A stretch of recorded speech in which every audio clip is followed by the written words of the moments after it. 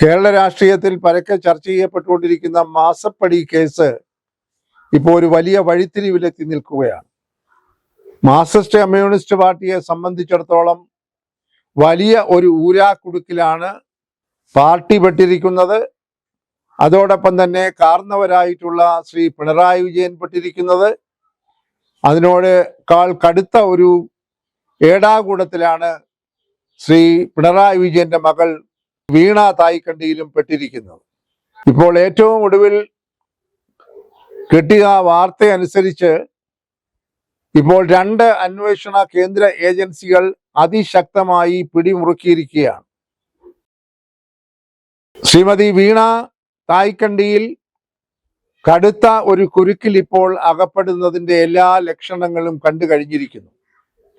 SFIO charge sheet കൊടുത്തിരിക്കുന്നത് ഇതിനായി പ്രത്യേകം നിയോഗിക്കപ്പെട്ടിരിക്കുന്ന എറണാകുളത്തെ സെഷൻസ് നിലയുള്ള ഒരു പ്രത്യേക കോടതിയിലാണ്, വിചാരണ കോടതിയിലാണ്.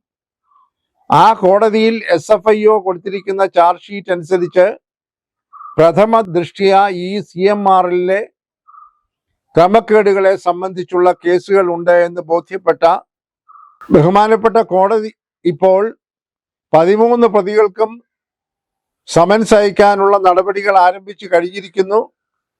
ഈ 13 കേസുകളുള്ള പ്രതിയിൽ 1-ാം പ്രതിയാണ് CMRലിന്റെ ഉടമയായിട്ടുള്ള ശശിധരൻ കർത്ത.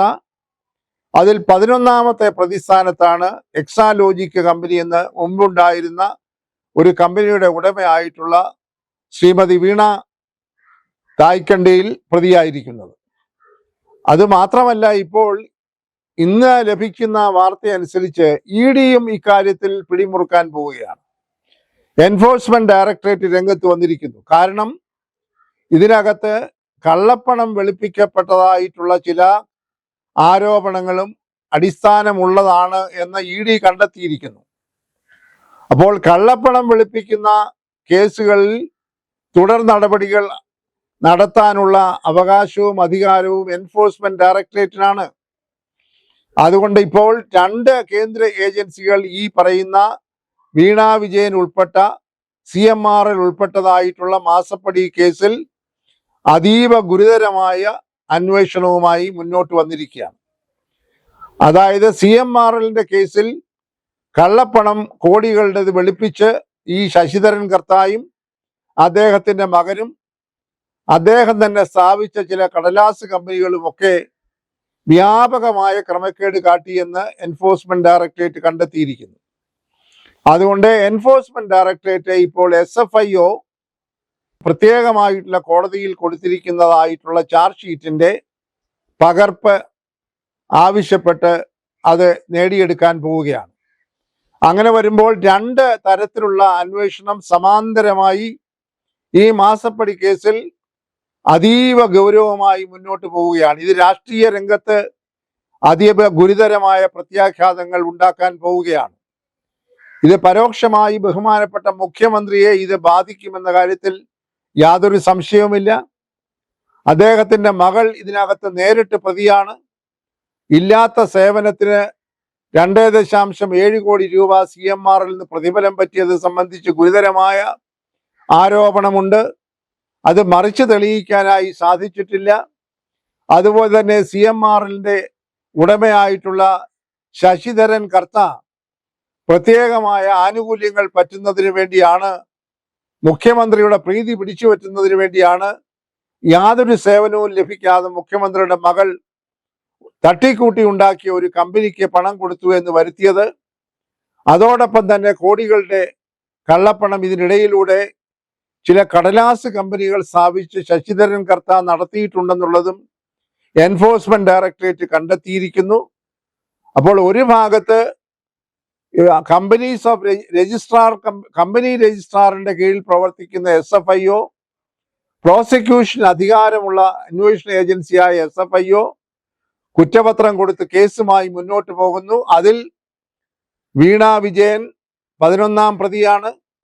ബാക്കിയുള്ള പ്രതികൾ ഉൾപ്പെടെയുള്ളവരുടെ പേരിലാണ് SFIO കേസുമായി അന്വേഷണവുമായി മുന്നോട്ട് പോകുന്നത്. ഗുരുതരമായ കുറ്റകൃത്യങ്ങൾ ചെയ്തു എന്ന് പ്രഥമ ദൃഷ്ട്യാ കോടതി കണ്ടെത്തിയിരിക്കുന്നു. അതിനോട് ചേർന്നാണ് ഇപ്പോൾ സമാന്തരമായി എൻഫോഴ്സ്മെന്റ് ഡയറക്ടറേറ്റും രംഗത്ത് വന്നിരിക്കുന്നത്.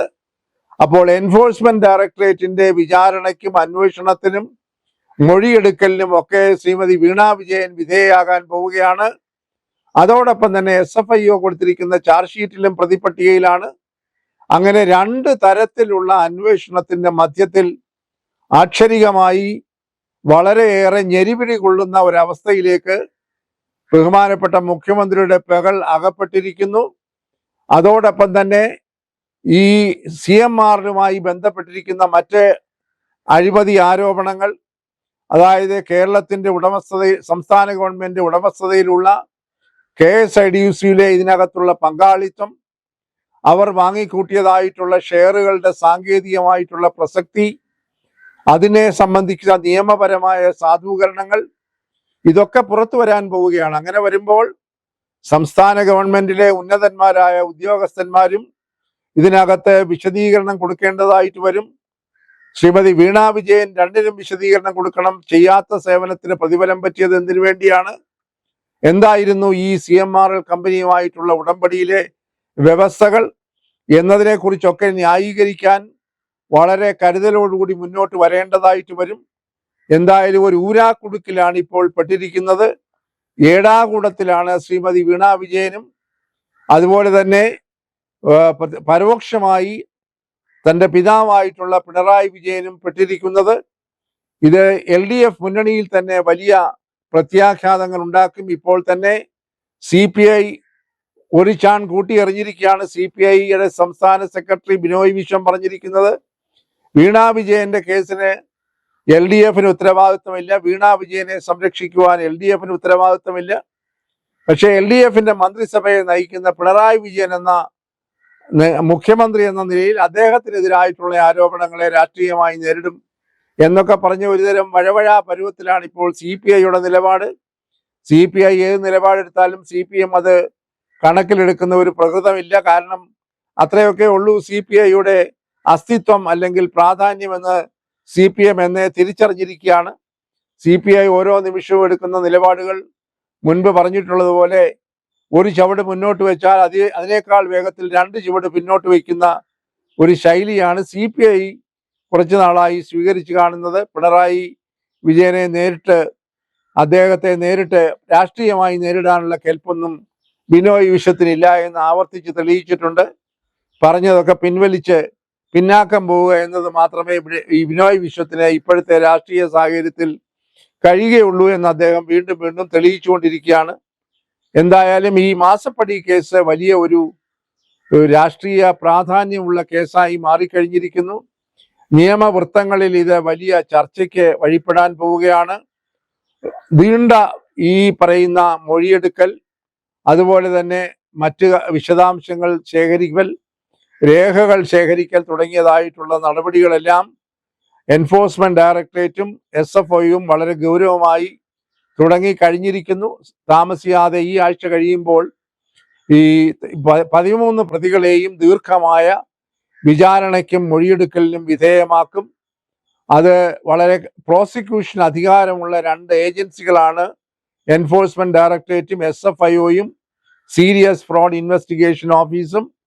അതുകൊണ്ട് അവർ പിടിമുറുക്കുകയാണ് എങ്കിൽ നേരായ രീതിയിൽ രാഷ്ട്രീയമായ സ്വാധീനത്തിന് വഴങ്ങാതെ നിഷ്പക്ഷമായ രീതിയിലാണ് അന്വേഷണം മുന്നോട്ട് പോകുന്നതെങ്കിൽ വീണ വിജയന്റെയും പരോക്ഷമായി ശ്രീ പിണറായി വിജയന്റെയും രാഷ്ട്രീയ ജീവിതത്തെയും വ്യക്തി ജീവിതത്തെയും ഒക്കെ ഇത് ബാധിക്കും. പിന്നെ പരക്കെ ആക്ഷേപിക്കപ്പെടുന്നത് പോലെ കേന്ദ്ര ഭരണത്തിലിരിക്കുന്ന BJPയുമായി എന്തെങ്കിലും അന്തർധാരാ ബന്ധങ്ങൾ, ഈ പറയുന്ന ലാവലിൻ കേസ് 40 പ്രാവശ്യം മാറ്റിവെച്ചതുപോലെയൊക്കെയുള്ള ചില ഒത്തുകളികൾ ഇതിന്റെ പിറകിലുണ്ട് എന്നുണ്ടെങ്കിൽ ഒരുപക്ഷെ ഈ അന്വേഷണമൊക്കെ ഒരു ഘട്ടം കഴിയുമ്പോൾ പ്രഹസനമായി തീർന്നാലും അത്ഭുതപ്പെടേണ്ടതില്ല. അങ്ങനെ സംശയിക്കുന്നവരെ കുറ്റപ്പെടുത്താനാവുകയില്ല. രാഷ്ട്രീയമായ ഇടപെടൽ നടത്തി ഏതെങ്കിലും തരത്തിൽ സ്വകാര്യമായ രഹസ്യമായ BJP CPM ബന്ധം ഇതിനകത്ത് പുലർത്താനായി ശ്രമിക്കുന്നുണ്ട് എങ്കിൽ കേസുകളുടെ വഴി എങ്ങനെ ആയിരിക്കുമെന്നുള്ളത് കാത്തിരുന്ന് കാണുക മാത്രമേ നിവർത്തിയുള്ളൂ.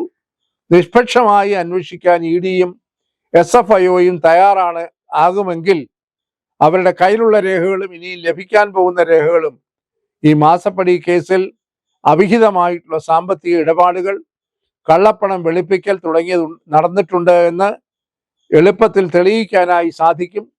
അതിൽ ബന്ധപ്പെട്ട ആളുകൾക്ക് നിയമത്തിൻ്റെ മുൻപിൽ അർഹമായ ശിക്ഷ നേരിടേണ്ടതായിട്ട് വരും. എന്തായാലും വരും ദിവസങ്ങൾ വളരെയേറെ ജിജ്ഞാസയോടും ഉത്കണ്ഠയോടും കൂടിയാണ് രാഷ്ട്രീയ വൃത്തങ്ങൾ നോക്കിക്കാണുന്നത്. നിയമവൃത്തങ്ങളും അതുപോലെ തന്നെ നോക്കിക്കാണുന്നു. ഒരുപക്ഷെ നീണ്ട ഒരു നിയമയുദ്ധത്തിലേക്ക് ഈ അന്വേഷണം പോകാൻ സാധ്യതയുണ്ട്.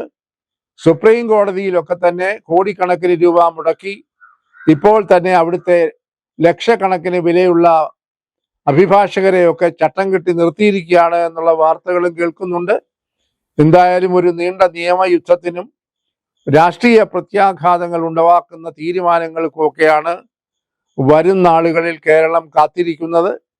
ആ തരത്തിലാണ് ഈ കേസുകൾ ഇപ്പോൾ മുന്നോട്ട് പോയിക്കൊണ്ടിരിക്കുന്നത്.